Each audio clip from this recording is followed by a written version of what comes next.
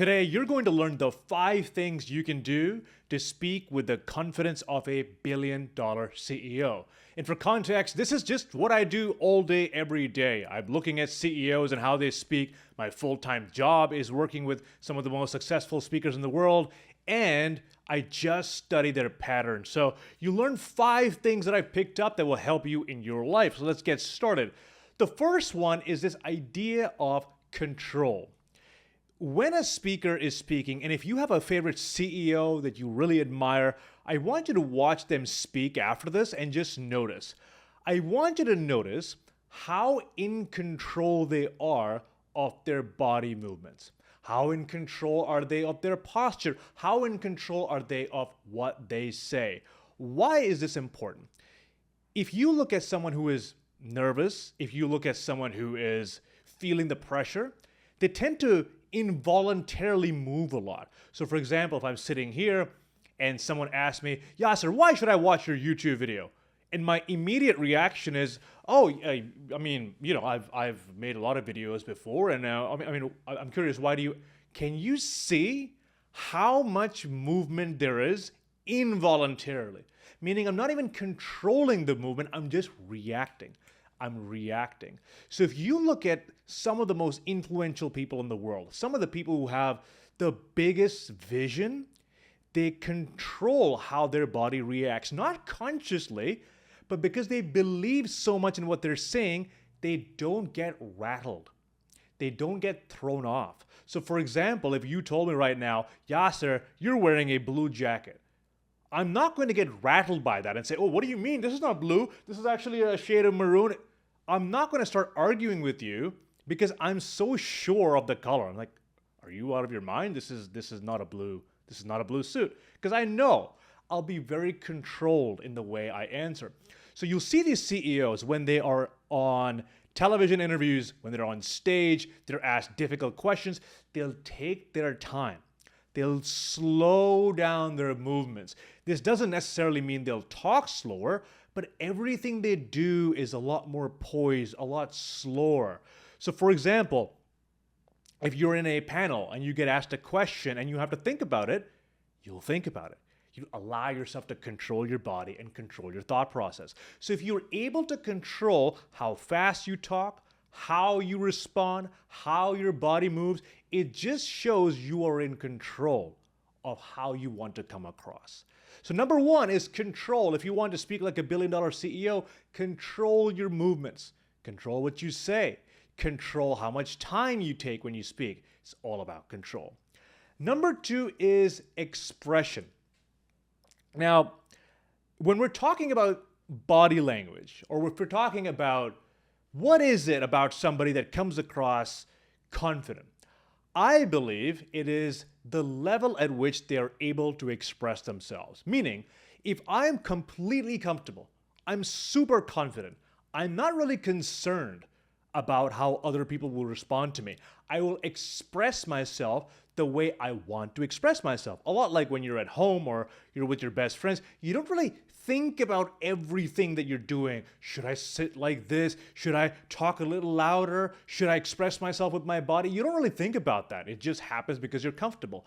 But when we're put in an environment where we're nervous, where there's something at stake, there's pressure, all of a sudden, we stop expressing ourselves. Instead, what we do is we suppress ourselves. So the question I want you to ask yourself is, am I expressing or am I suppressing? Am I expressing or am I suppressing? Am I expressing myself with my body and my voice and with my volume, with my facial expressions, or am I becoming very small and, hey, this is what I want to talk about, and I hope, can you see the difference there? Can you see? Because when we look at a confident person, they're comfortable in their skin. They're comfortable in their situation. They're not rattled. And there's almost this envy that we have towards these people. Wow, they're so free and so relaxed all the time. I wish I could be like that. And for a lot of us, including myself, it's hard. It's hard not to want to be a specific type of person. But if you look at people who are the most confident, especially these CEOs who are on stage, they're very expressive. They express themselves fully. They express themselves the way they want to come across. And they're not constrained. You won't see their body shrink. So when someone suppresses themselves, what they'll do is they'll shrink their body. They'll make themselves smaller. They'll slouch forward like this. They'll make sure they're not visible in the world. So if I have really constrained body language, if I don't talk louder, then I won't get noticed as much. And if I don't get noticed as much, I'm not going to be in trouble and I'll be completely safe. This is what my entire thought process was like as a child. If I'm not visible, I'm safe. But now I've realized if you want to be valuable, you have to be visible. If you want to be valuable, you have to be visible. You have to express yourself. You have to show people who you are with your body, with your hands, with your voice. It's too expensive to be shy. It's too expensive to suppress yourself. So number 2, the level at which you can express yourself, your expression, that's going to give you confidence. Can you express yourself fully? To what degree do you feel comfortable being yourself? And if you look at some of the most successful people in the world, especially because they have leverage, right? They're the CEO, they're the founder, they built this thing from the ground up, they determine the vision of their company. They don't really have a lot of reason not to be themselves. They have leverage, they own people, they have power, they have authority, so they have a little bit more room to be free. But that's the characteristic that I would associate with them, freedom of expression. Number 3 is surprise. Now, this doesn't mean they bring gifts for all their employees. I wish they did. Corporate America would be amazing.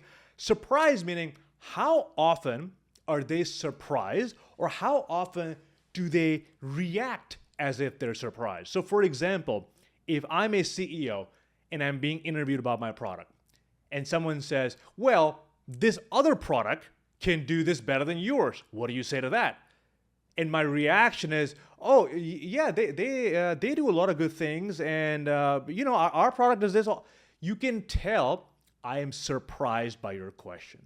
You can tell I am reacting and I haven't thought about it before.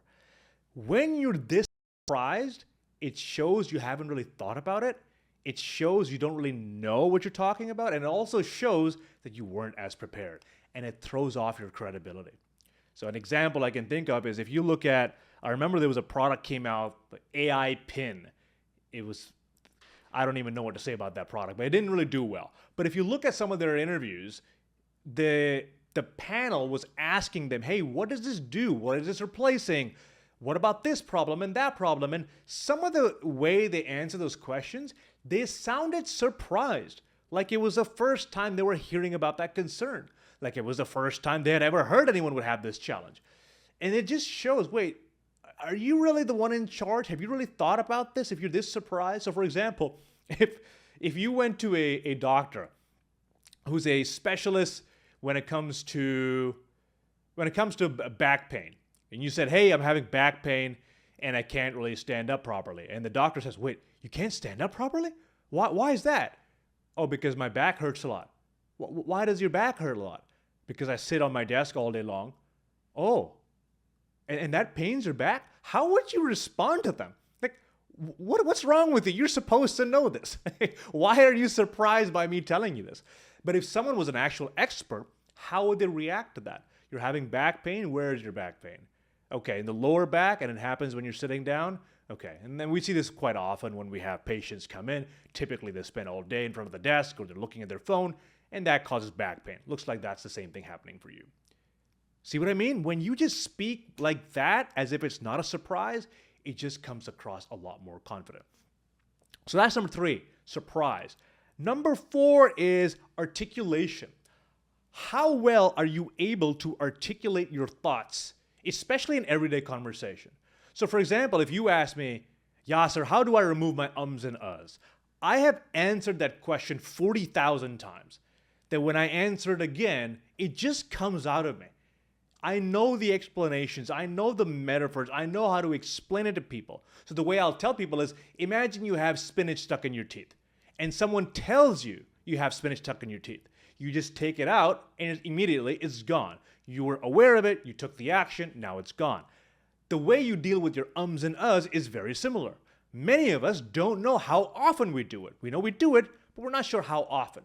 The moment someone tells us or we observe ourselves doing it, we start noticing it enough, and eventually it goes away. So just like removing spinach from your teeth, you would remove your filler words and ums and uhs using awareness and using action. Now, I've said this a million times before. That's why I'm able to articulate this. So similarly, when you see an interview with a CEO and they're talking about their team or their product or their company, and it sounds like, wow, this person's really quick on their feet. How did they answer this question? Chances are, in some other setting, they have articulated those thoughts before. They've answered those questions before.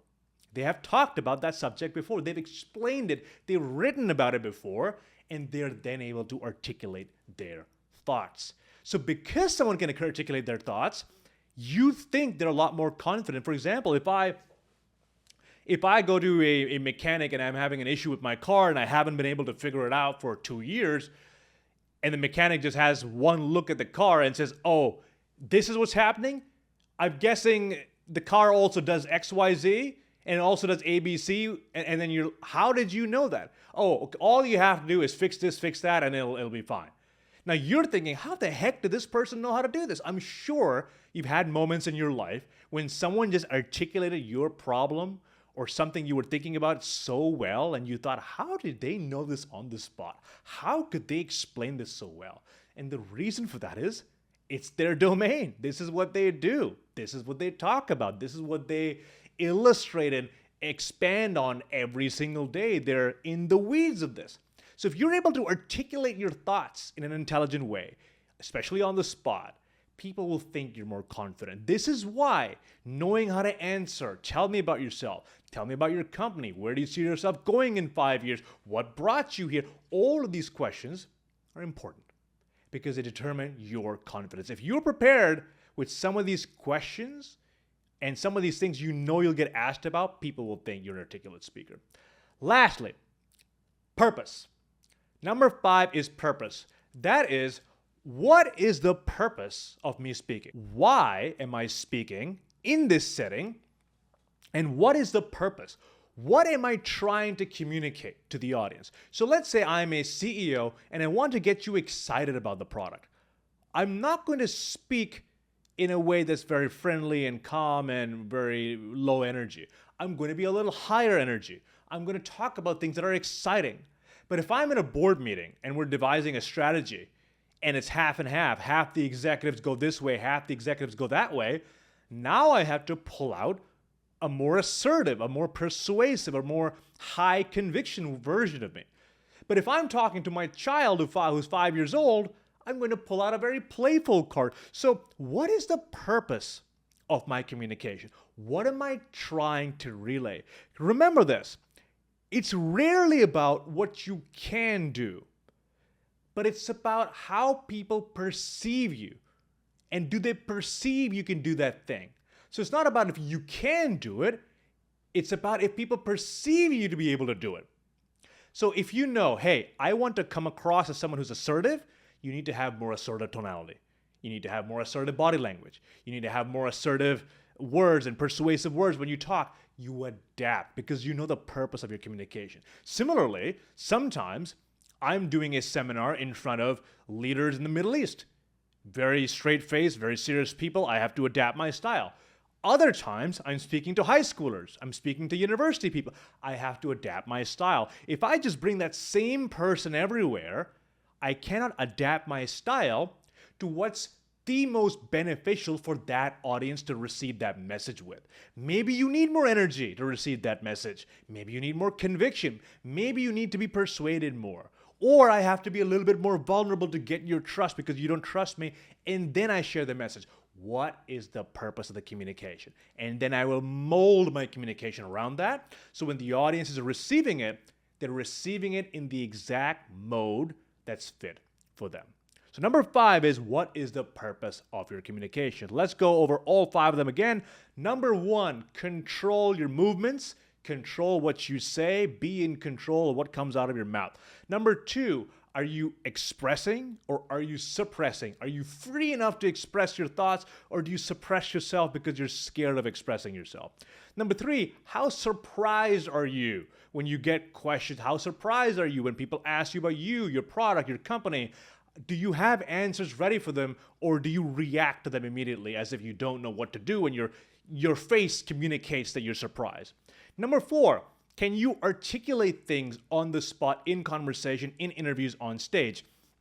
Many people can do a great job of this when they're on stage, but in interviews, in Q&As, in conversations, they might not be able to do that. Do you know your topics inside out? Can you explain them in simple words so when you're asked, it sounds like you just came up with them on the spot? And lastly, what is the purpose of your communication? What are you trying to communicate, and adapt your communication style accordingly. Hopefully you enjoyed this. If you want more of this, go to speaklikeaceo.com. Check out some of my resources. If you want some courses, coaching, or hire me for a keynote, you can find that there as well. See you in the next one.